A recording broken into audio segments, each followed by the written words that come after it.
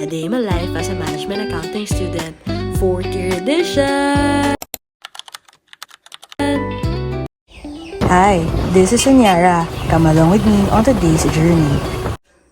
So, samahan niyo ako for my first day OJT here in the SRA.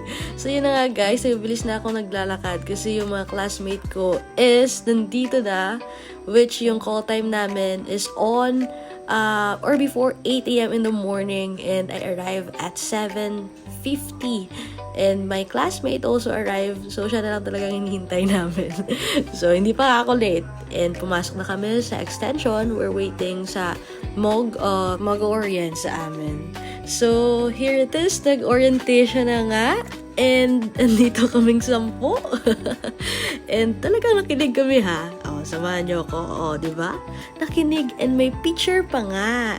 So, thank you for the wonderful background of SRA where nalaman namin yung mga details na ginagawa at sinusuportahan nila yung mga farmers. And here is nag-fill up kami ng form for our requirements sa SRA. And, diba? Nagsusulat talaga ako, guys. Hindi ko lang nakuha yung takip ng ballpen. But here, nagsusulat talaga ako. And after that, ay nagbunot-bunot kami kung saan kaming office ma-assign. So, yun. And pumunta na nga kami for offices. That's saan kami na-assign. And yeah, yung isa naming classmate, nananervous siya. So, yeah. At yun na nga guys, natapos na yung aming pagpunta sa mga offices and balik school na naman kami. And ito ay palakad-lakad na naman. At papunta na naman sa school. But yun talaga, while waiting sa tricycle ay ito, nag-video muna. And ito na nga, nakasakay na sa tricycle and papunta na kami sa school. So, napakalapit lang naman. It's only 5 minutes or less than 5 minutes. Nandito na kami sa school. Nakinig kami for the discussion. And after that, we go travel na naman at balik naman kami for our OJT.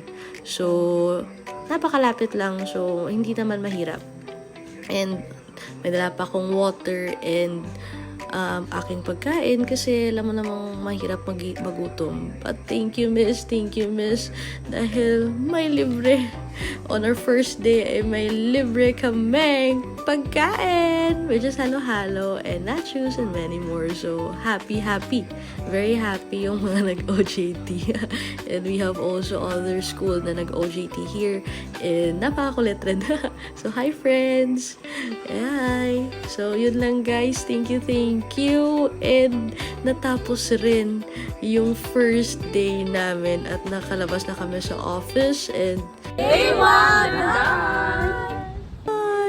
So, ito na nga at pauwi na. Naghintay na lang kami ng tricycle na aming sasakyan. And ako'y naka-arrive na rin sa aking bahay. And dito ko lang muna tatapusin ng aking vlog. See you on the day 2 of my OJT. Bye!